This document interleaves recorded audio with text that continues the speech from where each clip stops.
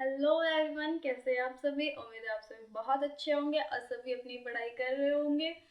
एक बार पिछले last video का ओवरव्यू लेते हैं, जिसमें हमने जाना था खिलजी डायनेस्टी यानी खिलजी वंश के बारे में, जिसकी स्थापना जलालुद्दीन फिरोज खिलजी के द्वारा की जाती है। जलालुद्दीन फिरोज खिलजी, जिसकी हत्या इसी के भतीजे और इसी के दामाद अलाउद्दीन खिलजी के द्वारा कर दी जाती है। अलाउद्दीन खिलजी, जिसके बारे में कहा जाता है कि इसका अंत धोखे से, इसका डेवलपमेंट परोपकारिता से और इसका अंत आतंक से होता है। अलाउद्दीन खिलजी दिल्ली सल्तनत का पहला सुल्तान है, जिसके द्वारा स्थायी सेना और नगद वेतन, अपने सैनिकों को नगद वेतन दिया जाना प्रारंभ किया। अलाउद्दीन खिलजी के ने ही अपनी जनता में दो टैक्स लगाए, जिन्हें हम कहते हैं चराई और धरई कर। अलाउद्दीन खिलजी के द्वारा ही अपने बाजार को नियंत्रित करने के लिए इसने बाजार नियंत्रण प्रणाली अपनाई, जिसके द्वारा वस्तुओं के दाम फिक्स कर दिए गए थे। अलाउद्दीन खिलजी की मृत्यु 1316 ईस्वी में हो जाती है। इसके बाद इसका बेटा मुबारक शाह दिल्ली सल्तनत का अगला सुल्तान बनेगा।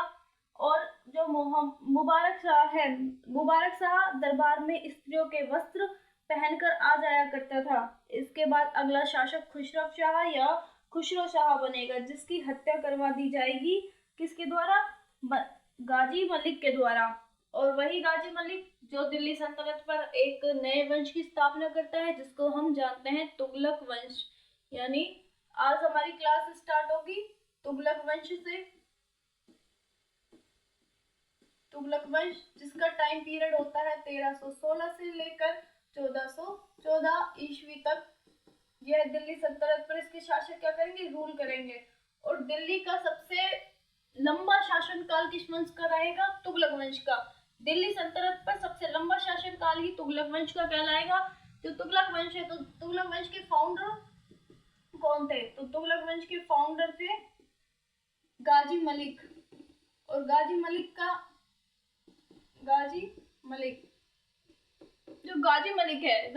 एक नए नाम के साथ दिल्ली के शासन पर बैठता है। इसका नाम है गयासुद्दीन तुगलक।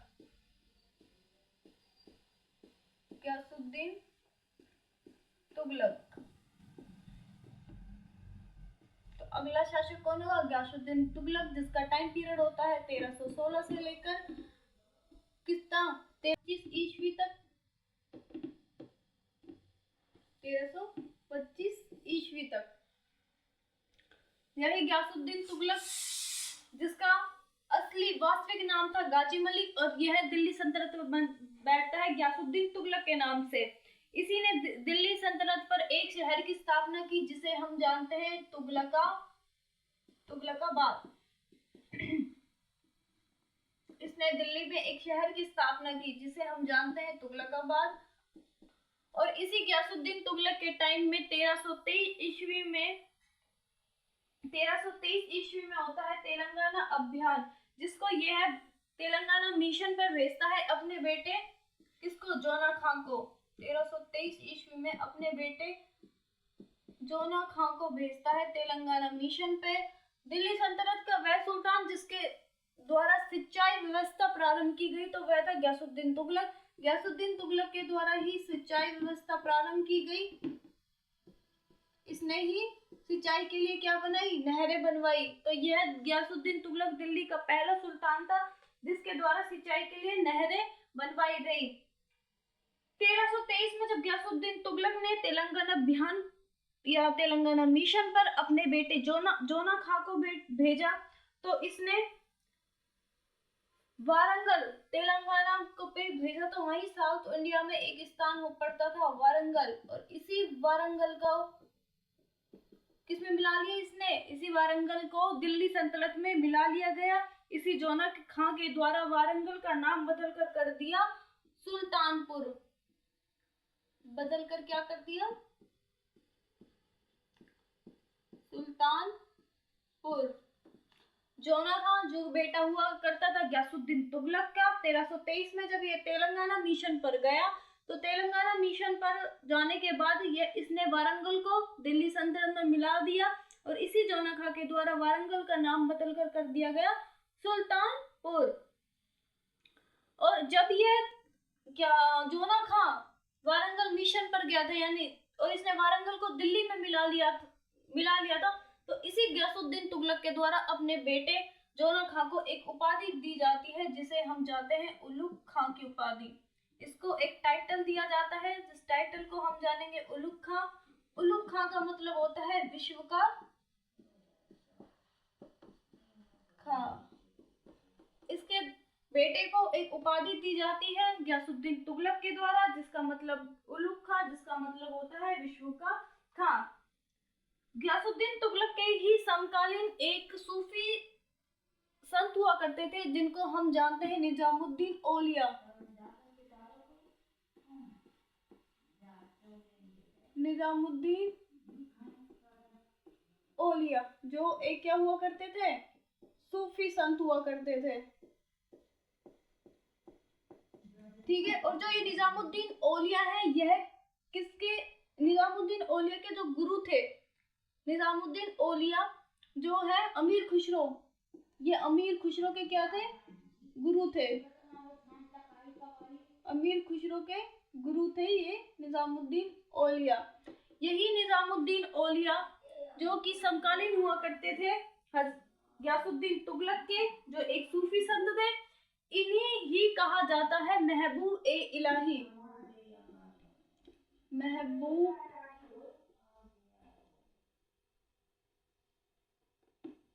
महबूब ए इलाही। निजामुद्दीन औलिया को क्या कहा जाता था, निजामुद्दीन औलिया को कहा जाता था महबूब ए इलाही, ठीक है, महबूब ए इलाही कहा जाता था। जो ये निजामुद्दीन औलिया है, यह अमीर खुसरो के गुरु हुआ करते थे। जो गयासुद्दीन तुगलक और निजामुद्दीन औलिया है, यह एक दूसरे को पसंद नहीं करते थे। इनके बीच में एक बार ये था कि निजामुद्दीन औलिया ने खिलजी सल्तनत के सुल्तानों से एक कर्ज लिया था, जिसमें इन्होंने कुछ टका क्या लिया था, कर्ज लिया था। जब गयासुद्दीन तुगलक ने निजामुद्दीन औलिया को वह कर्ज वापस करने के लिए कहा, तो निजामुद्दीन औलिया ने यह कर्ज वापस करने से क्या कर दिया, मना कर दिया। और जब निजामुद्दीन औलिया ने मना किया तो इन्हों के बीच में एक विद्रोह हुआ, और वह विद्रोह इतना बढ़ गया कि यह एक दूसरे को पसंद नहीं करते थे, ये एक दूसरे से को के विरोधी हो गए थे। और जब निजामुद्दीन औलिया है वह गयासुद्दीन को, और गयासुद्दीन निजामुद्दीन औलिया को पसंद नहीं करते थे, और यह एक दूसरे को नापसंद करने लगे। जब गयासुद्दीन तुगलक एक बार 1325 ईस्वी में कहाँ गया, 1325 ईस्वी में बुखारा खां का विद्रोह हुआ। किसका विद्रोह हुआ, बुखारा खां का। बुखारा खां का जब विद्रोह हुआ, और ये बुखारा खां का शासक हुआ करता था, जिसने यह शासक मतलब शासक नहीं, यह बंगाल का क्या था, ये बंगाल का सूबेदार था। और जब बुखारा खां 1325 ईस्वी में जब बुखारा खां का विद्रोह होता है, तो यह अपने आप को बंगाल का शासक, स्वतंत्र शासक घोषित कर देता है। जब यह अपने आप को स्वतंत्र शासक घोषित करता है, और यह बात पता लगती है गयासुद्दीन तुगलक को, तो इसी बुखारा खां के विद्रोह का दमन करने के लिए गयासुद्दीन तुगलक दिल्ली से कहा जाता है बंगाल की तरफ।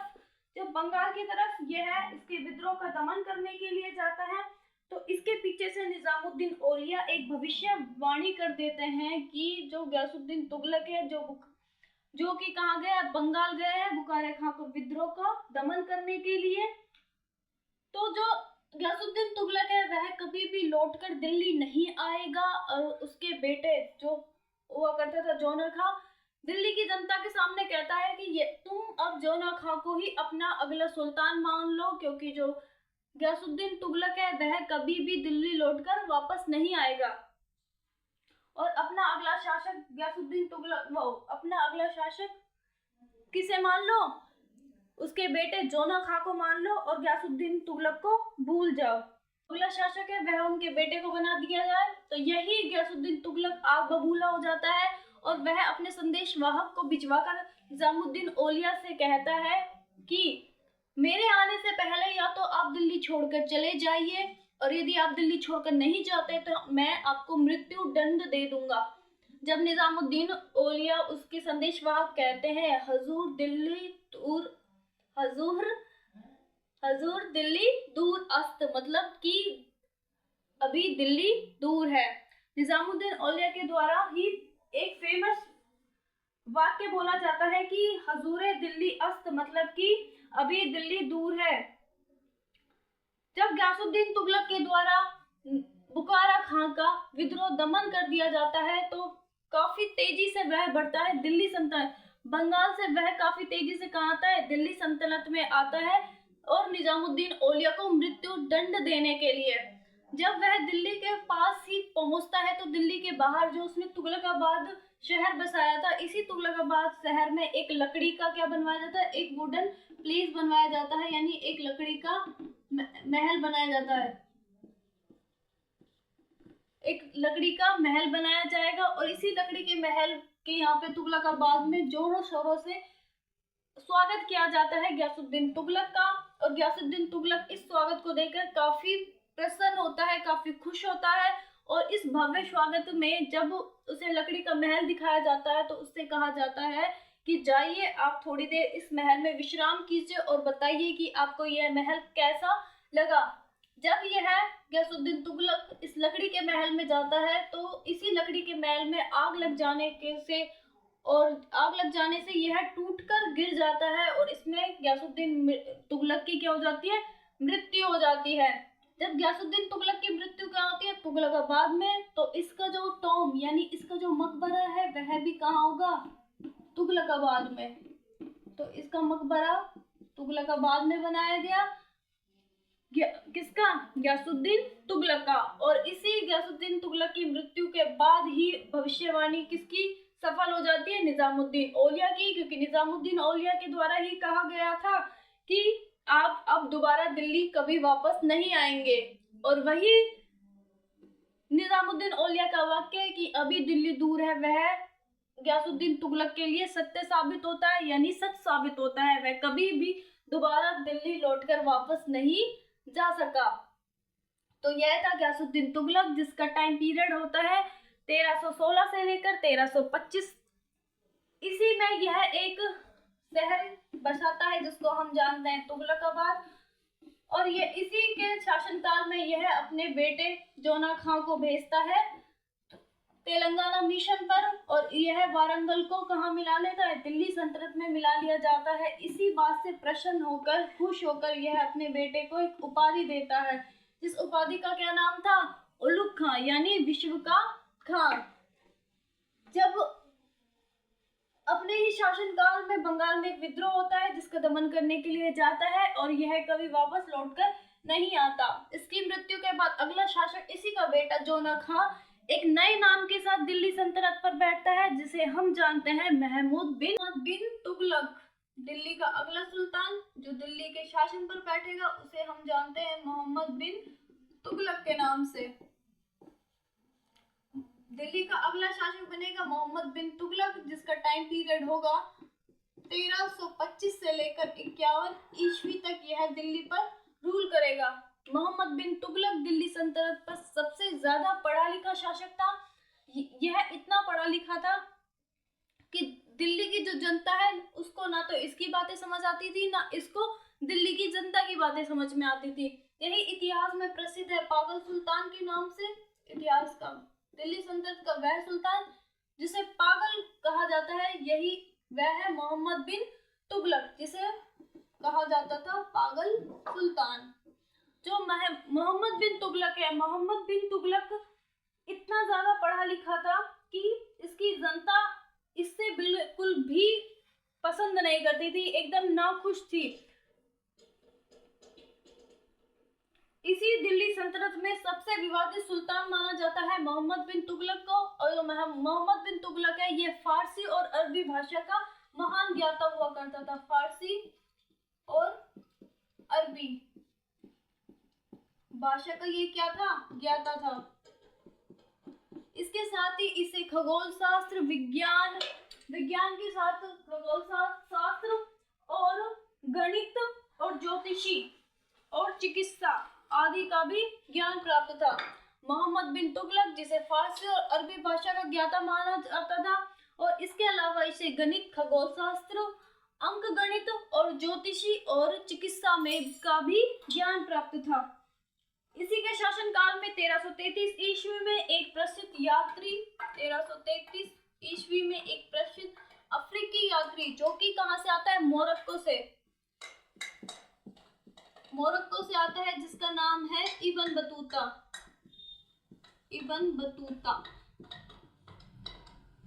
1333 ईस्वी में एक अफ्रीकी यात्री जो मोरक्को से आया था, जिसका नाम था इब्न बतूता, इसके दरबार में आता है। और जो मोरक्को से आया था इब्न बतूता, ये भी काफी क्या था, पढ़ा लिखा था। तो ये जब मोहम्मद बिन तुगलक के दरबार में आता है तो यह इसे काजी बना देता है। काजी का मतलब होता है धार्मिक न्यायाधीश। काजी का क्या मतलब होगा, धार्मिक न्यायाधीश। और जो इब्न बतूता है, इब्न बतूता कुल 8 साल तक मोहम्मद बिन तुगलक के शासन में जो मोहम्मद बिन तुगलक है, इसके दरबार में काजी नियुक्त रहता है। इसी इब्न बतूता के द्वारा एक बुक लिखी गई। इब्न बतूता के द्वारा एक बुक लिखी गई जिसे हम जानते हैं रहेला। इसके द्वारा एक फेमस पुस्तक लिखी गई जिसको हम जानते हैं रहेला के नाम से। इसी पुस्तक के द्वारा हमें कुछ बातें पता लगती है कि इसी पुस्तक में इब्न बतूता भारत और मोरक्को से हो रहे व्यापार के बारे में जानकारी देता है। और इसी पुस्तक में इब्न बतूता दिल्ली सल्तनत को विश्व का सबसे समृद्ध शहर मानता है।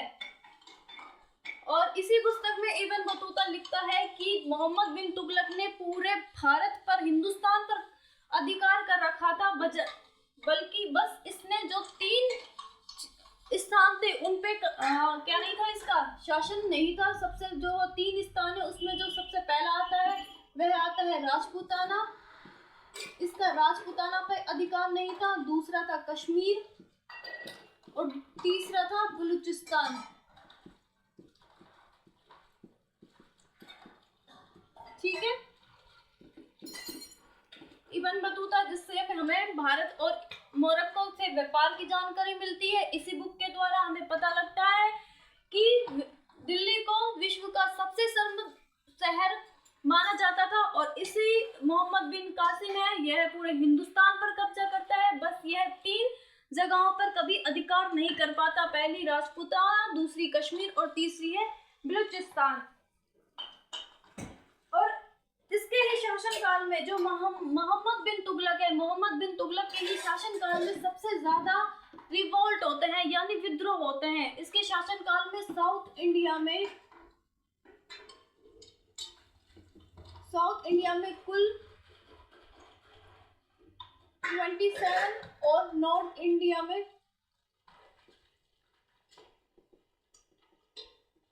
7। मोहम्मद बिन कासिम के शासनकाल में साउथ इंडिया में 27 रिवोल्ट्स होते हैं और नॉर्थ इंडिया में 7 विद्रोह होते हैं। इसके यह टोटल कितने साल तक रूल करेगा, 26 साल तक। 26 साल में 34 बार विद्रोह हो गए इसके शासनकाल में। तो इसे ही सबसे दिल्ली सल्तनत का सबसे विद्रोही या विरोधी क्या मानते हैं, शासक मानते हैं, जिसके शासनकाल में 34 रिवोल्ट हुए, यानी 34 बार विद्रोह हुए। इसी के शासनकाल में दो बंधुओं या 2 भाइयों के द्वारा विजयनगर की स्थापना की गई। जो विजयनगर की स्थापना किसके द्वारा की गई, हरिहर और बुक्का के द्वारा। ये 2 भाई थे जिनका नाम है हरिहर व बुक्का। और यह स्थापना कहाँ की गई, साउथ इंडिया, यानी साउथ इंडिया में पड़ेगा विजयनगर। और जिसकी स्थापना हरिहर बुक्का के द्वारा, यानी 2 बंधुओं या भाइयों के द्वारा की गई। और इसे ही इसकी जो स्थापना, विजयनगर की स्थापना 1336 ईस्वी में की गई थी। ठीक है, जब मोहम्मद बिन तुगलक के साउथ इंडिया में 27 रिवोल्ट हुए, जो विद्रोह हुए, इन्हीं विद्रोह का दमन करने के लिए जो मोहम्मद बिन कासिम है, यह अपनी राजधानी कहाँ परिवर्तित कर लेता है? दिल्ली से देवगिरी परिवर्तित कर लेता है। मोहम्मद बिन तुगलक के द्वारा 5 परिवर्तन किए गए, जिनमें से पहला ही परिवर्तन होता है जो करता है वह है अपनी राजधानी परिवर्तन, जो होता है दिल्ली से देवगिरी। यानी इसके जो शासन काल में सबसे ज्यादा साउथ रिवोल्ट हो रहे थे, यानी साउथ इंडिया में रिवोल्ट हो रहे थे। इन्हीं विद्रोह का दमन करने के लिए कि बार बार उधर विद्रोह ना हो, इसलिए वह अपनी राजधानी दिल्ली से देवगिरी, जो दिल्ली से कितनी दूर थी, 1200 किलोमीटर दूर, अपनी राजधानी बना लेता है देवगिरी को। और जब यह देवगिरी को अपनी राजधानी बनाता है तो इसका नाम बदलकर क्या कर देता है? दौलताबाद। देवगिरी का नाम बदलकर कर दिया जाता है दौलताबाद। जब यह दिल्ली से देवगिरी अपनी राजधानी बनाता है तो यह अपनी जनता, यानी दिल्ली की जनता को दिल्ली से कहाँ ले जाता है? 1200 किलोमीटर दूर देवगिरी ले जाता है। और जब यह अपनी देवगिरी को अपनी राजधानी बनाता है तो उसका नाम चेंज कर देता है, दौलताबाद का नाम रख देता है। और 2 साल दौलताबाद को अपनी राजधानी बनाकर जब नॉर्थ इंडिया में विद्रोह होने लगे तो यह वापस कहाँ आ जाता है? दौलताबाद से पुनः दिल्ली अपनी राजधानी बना लेता है। और इसकी जो जनता है, जो 1200 किलोमीटर दूर गई थी, और वही दिल्ली की जनता दोबारा दिल्ली वापस आती है, तो आधी जनता इसी बीच में आधी जनता की क्या हो जाती है? मृत्यु हो जाती है। जो इसका फर्स्ट परिवर्तन था वह क्या रहा? पूर्णतः विफल रहा। मोहम्मद बिन तुगलक के द्वारा ही नेक्स्ट परिवर्तन किया जाता है, उसको हम जानते हैं खुरासान अभियान। यानी अफगानिस्तान में जब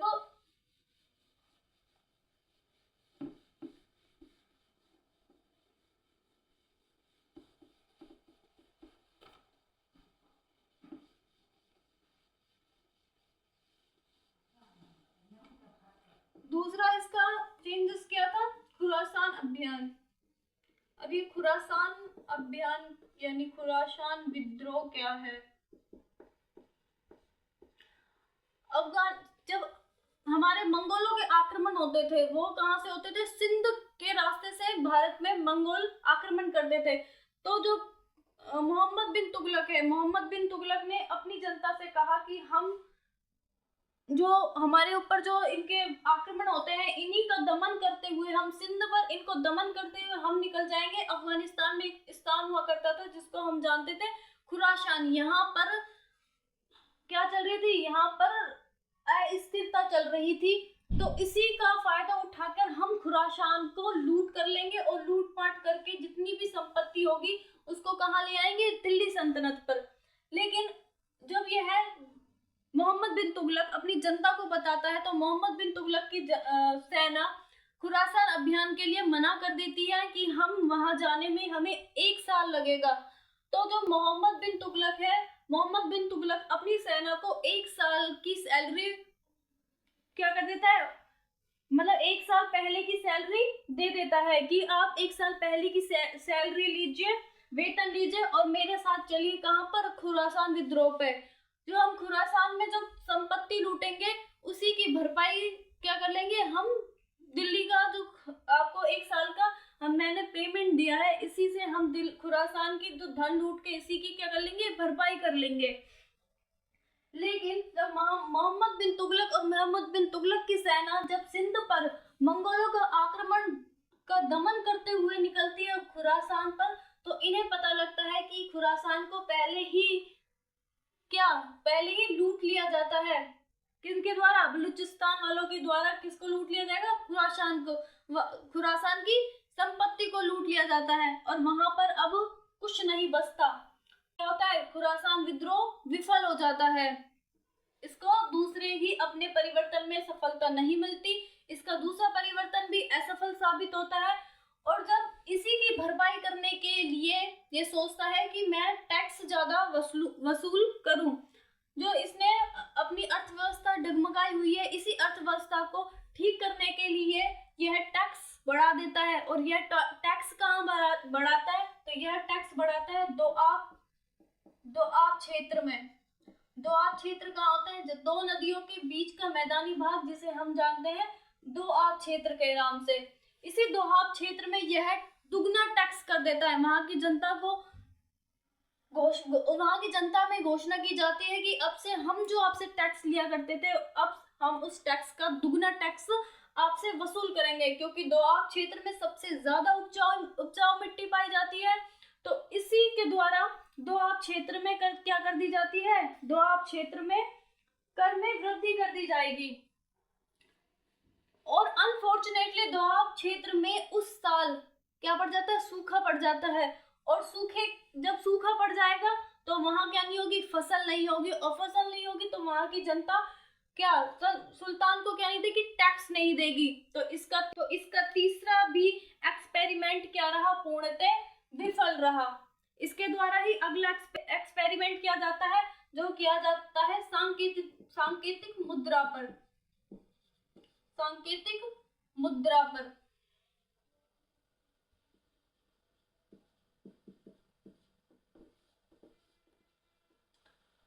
मोहम्मद बिन कासिम के द्वारा ही चौथा एक्सपेरिमेंट किस पे किया जाएगा? सांकेतिक मुद्रा। सांकेतिक मुद्रा पर कैसे किया जाएगा? उस टाइम दिल्ली सल्तनत में जो चांदी के सिक्के, जिन्हें हम जानते थे टका के नाम से, और तांबे के सिक्के जिन्हें हम जानते थे जीतल के नाम से, तो यह दिल्ली सल्तनत पर चांदी के सिक्के यानी टका को क्या कर देता है? बैन करवा देता है कि इन जो आपके पास जितने भी चांदी के सिक्के हैं वह आप सभी टकसाल पर क्या करवा दो? जमा कर दो। और आज से एक कांसे की मुद्रा चलेगी। कांसे की मुद्रा का क्या इसने अपने शासनकाल में कांसे की मुद्रा का क्या कराया? प्रचलन कराया, जिसे हम जानते हैं सांकेतिक मुद्रा के द्वारा। तो दिल्ली की जनता को समझ नहीं आया कि इसने सांकेतिक मुद्रा का क्या कराया? प्रचलन कराया। ये इसने क्या फैसला लिया है? तो लोगों की जो दिल्ली की जनता है, दिल्ली की जनता के द्वारा ही अपने कांसे के बर्तन तुड़वा कर वह क्या कर लेते थे? एक मुद्रा में कन्वर्ट कर लेते थे उनको। और जो इसका अगला, जिसने चौथा क्या लिया था? इसका चौथा एक्सपेरिमेंट था, वह भी पूर्णतः क्या हो गया? विफल हो गया। इसी के द्वारा पांचवा एक्सपेरिमेंट करवाया गया, जिसको हम जानते हैं पांचवा एक्सपेरिमेंट यानी कराची अभियान।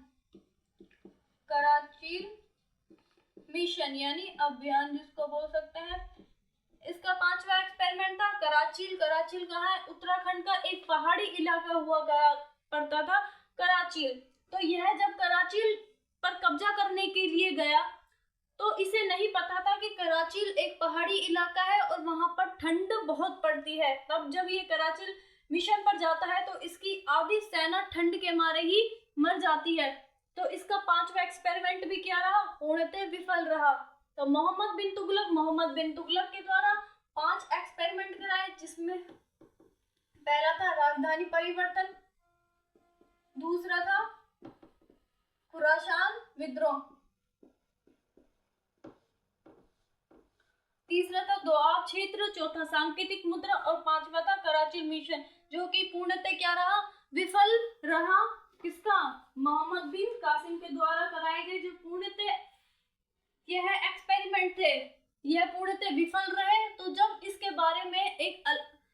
बारे में एक इतिहासकार जिसको हम जानते हैं एल्फिंस्टीन के बारे में, जब एल्फिंस्टीन ने इसके बारे में पढ़ा तो इसके बारे में एल्फिंस्टीन लिखता है कि इसके अंदर पागलपन के क्या थे? कुछ अंश थे।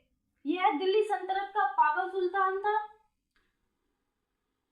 एल्फिंस्टीन इसके बारे में कहेगा यह क्या था? दिल्ली सल्तनत का पागल सुल्तान था। वहीं बदायूनी ने इसके बारे में लिखा था कि इसके मरने के बाद दिल्ली की जनता को अपने राजा से और राजा को अपनी प्रजा से क्या मिल गई? मुक्ति मिल गई, क्योंकि यह एक दूसरे से क्या थे? काफी परेशान थे।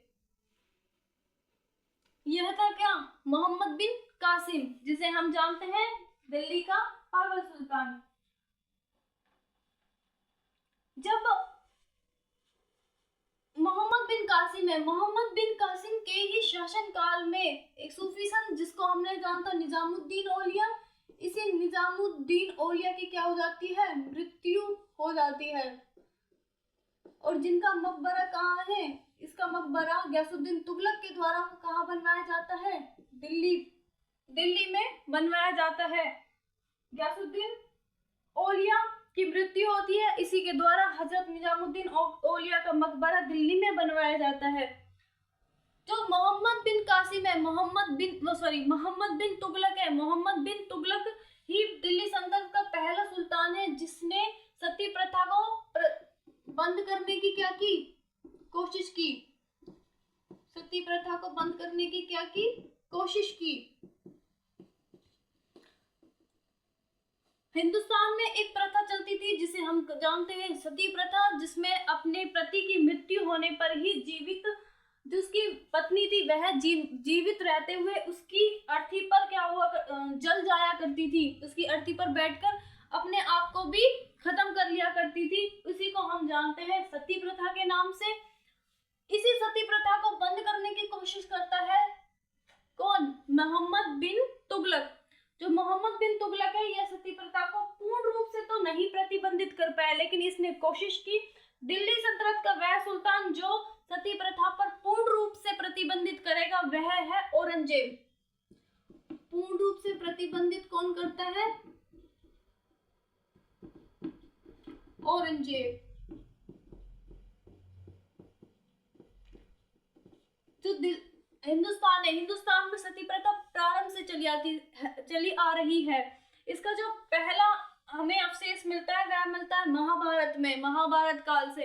लेकिन इतिहासकार को अभिलेखों में, जिसको हम एक अभिलेख है जिसे हम कहते हैं एरन अभिलेख। एरन अभिलेख में एक एरन अभिलेख में गुप्त वंश का एक राजा हुआ करता था। उस गुप्त वंश के राजा का नाम क्या था, रामगुप्त, जिसका शासनकाल क्या था 375 से लेकर 380 ईस्वी तक। उसी रामगुप्त के शासन, उसी का एक सेनापति हुआ करता था। उसके सेनापति जिसका नाम था भानुगुप्त, उसी की एक पत्नी हुआ करती थी जो डिप्रेस होकर इसी की अर्थी के साथ क्या हो जाती है, जल जाती है। और वही एरन अभिलेख में हमें सती प्रथा का पहली बार क्या मिलते हैं, अवशेष मिलते हैं। लिखी प्रथा है सती प्रथा पर पूर्ण रूप से प्रतिबंध तो औरंगजेब लगाएगा, लेकिन जब अकबर शासन पर बैठता है तो यह भी अपने शासन पर इसको प्रतिबंधित करता है। उसके बाद अगला शासक बनता है औरंगजेब, जो पूर्ण रूप से प्रतिबंधित कर देगा। जो इसका गयासुद्दीन तुगलक है। गयासुद्दीन तुगलक के बाद जो अगला दिल्ली का शासक बनेगा जिसे हम जानते हैं फिरोज शाह तुगलक के नाम से, उसी फिरोज शाह तुगलक के द्वारा भी सती प्रथा को क्या किया जाएगा, प्रतिबंधित किया जाएगा। पहली बार हमें सती प्रथा के अवशेष कहाँ मिलते हैं, एरन अभिलेख से। एरन अभिलेख से। और भारत में पूर्ण रूप से सती प्रथा का अंत कब होता है, तो हमारे ही एक समाज सुधारक जिसे हम जानते हैं राजा राममोहन राय, इसी के द्वारा विलियम बेंटिक के साथ मिलकर सती प्रथा को भारत में पूर्ण रूप से प्रतिबंधित कर दिया जाता है, यानी पूर्ण रूप से बैन कर दिया जाएगा। तो हमने पढ़ा गयासुद्दीन तुगलक, और इसी गयासुद्दीन तुगलक के शासन काल में 1351 ईस्वी में होता है ठट्टा, या जो पड़ता है पंजाब में एक विद्रोह होता है। इसी के शासन काल में 1351 ईस्वी यानी पंजाब का ठट्टा, पंजाब का ठट्टा नामक स्थान पर क्या होता है, विद्रोह होता है। और इसी विद्रोह का दमन करने के लिए जब मोहम्मद बिन तुगलक जाता है तो इसी अभियान के दौरान, इसी मिशन के दौरान मोहम्मद बिन तुगलक की क्या हो जाती है, मृत्यु हो जाती है। ठीक है, 1351 ईस्वी में उसकी मृत्यु हो गई तथा इसने मरने से पहले, जब ये मरा था तो इसने अपने मरने से पहले अपने चचेरे भाई, इस चचेरे भाई का नाम था फिरोज शाह तुगलक को क्या बना था, दिल्ली का अगला क्या बना था, सुल्तान बना दिया था। तो अपने मरने से पहले इसने दिल्ली का अगला सुल्तान बनाया था फिरोज शाह तुगलक को। वही फिरोज शाह तुगलक जिसकी तुलना की जाती है, जिसकी तुलना मोहम्मद अकबर से की जाती है, तथा धार्मिक कट्टरता में इसकी तुलना किससे की जाती है? औरंगजेब से की जाती है। हमने पढ़ा इस मोहम्मद बिन तुगलक जिसको हम जानते हैं पागल सुल्तान के नाम से। अल्फस्टीन ने कहा है कि इसमें पागलपन के कुछ अंश थे। यह दिल्ली सल्तनत का सबसे पागल सुल्तान था। जो मोहम्मद बिन तुगलक है, यही ही दिल्ली सल्तनत का सबसे पढ़ा लिखा सुल्तान है, जिसे अरबी और फारसी भाषा का क्या था? ज्ञान प्राप्त था। मोहम्मद बिन तुगलक के शासनकाल में ही एक यात्री जो कहां से आया था? फारस, अफ्रीकी यात्री जिसे हम जानते हैं इब्न बतूता के नाम से, जिसने एक फेमस बुक लिखी है जिसे हम जानते हैं रहला। उसी रहला पुस्तक में से हमें भारत के बारे में 3 महत्वपूर्ण जानकारी प्राप्त होती है। जो मोहम्मद बिन तुगलक है, यह राजपूताना, कश्मीर और बलूचिस्तान पर कभी अधिकार नहीं कर पाया। दिल्ली को ही विश्व की सबसे समृद्धि यानी पूर्णतः सुसज्जित क्या माना गया? शहर माना गया। जो विश्व का सबसे समृद्ध शहर किसे माना गया था? दिल्ली को माना गया था। इसी मोहम्मद बिन तुगलक में इसने सती प्रथा को बंद करने की कोशिश की, लेकिन पूर्ण प्रतिबंधित औरंगजेब करेगा। और जो हमें सबसे पहला जो सती प्रथा का अवशेष मिलता है वह एरन अभिलेख में मिलता है, जो कि गुप्त वंश का एक शासक हुआ करता था, जिसे हम जानते हैं रामगुप्त। और इसी की सेनापति की जब मृत्यु हुई थी तो उसकी पत्नी सबसे पहले भारत की पहली सती थी। इसी के द्वारा भारत में 5 क्या किए गए? परिवर्तन किए गए। इसी के द्वारा अपने शासनकाल में 5 परिवर्तन किए गए, यानी 5 को क्या किए गए? एक्सपेरिमेंट किए गए, क्योंकि मोहम्मद बिन तुगलक के इसे एक्सपेरिमेंट करने का काफी शौक था। जो इसने 5 एक्सपेरिमेंट किए, जिसमें सबसे पहला था राजधानी परिवर्तन। इसने 1200 किलोमीटर दूर दिल्ली से अपनी राजधानी देवगिरी लेके गया और 2 साल देवगिरी को अपनी राजधानी रखने के बाद पुणे कहाँ आ गया? दिल्ली लौट आया। इसके बाद खुरासान विद्रोह हुआ, जो कि अफगानिस्तान में हुआ। उसके बाद इसने दोआब क्षेत्र में कर वृद्धि की। इसके बाद इसने सांकेतिक मुद्रा का प्रचलन किया, जो कि कांसे की बनी हुई मुद्रा थी। इसके बाद ये कराची मिशन पर गया और जो कि पूर्णतः असफल साबित रहा। इसी के समकालीन हुआ करते थे विजयनगर के हरिहर बुक्का, जिन्होंने विजयनगर में एक वंश की स्थापना की, जो कि 1336 ईस्वी में क्या हुई? हरिहर बुक्का के द्वारा विजयनगर में एक साम्राज्य जिसे हम जानते हैं सलूर वंश की स्थापना की गई। जब 1351 ईस्वी में मोहम्मद बिन तुगलक पंजाब के ठट्टा में विद्रोह का दमन करने के लिए जाता है, और जब यह विद्रोह के दमन के लिए जाता है तो इसकी मृत्यु कहाँ हो जाती है? इसकी मृत्यु हो जाती है 1351 ईस्वी में। और मरने से पहले ही यह अगला दिल्ली का सुल्तान किसे बना देता है? फिरोज शाह तुगलक को। और जो फिरोज शाह तुगलक है, यह मोहम्मद बिन तुगलक का क्या था? चचेरा भाई, यानी चाचा का बेटा। जो फिरोज शाह तुगलक है, यह अगला दिल्ली का क्या बनता है? शासक बनता है, जिसकी अच्छाइयां में तुलना किससे की गई है? अकबर से की गई है। और धार्मिक कट्टरता में इसकी तुलना की गई है औरंगजेब से, जो कि मुगल एम्पायर का सबसे क्रूर और सबसे कट्टर शासक है। वो है कौन? औरंगजेब। इसकी तुलना की गई है फिरोज शाह तुगलक की। तो आज की वीडियो में हमने पढ़ा तुगलक वंश के 2 शासक, गयासुद्दीन तुगलक और मोहम्मद बिन तुगलक। तो आज की वीडियो यही कंप्लीट करता है।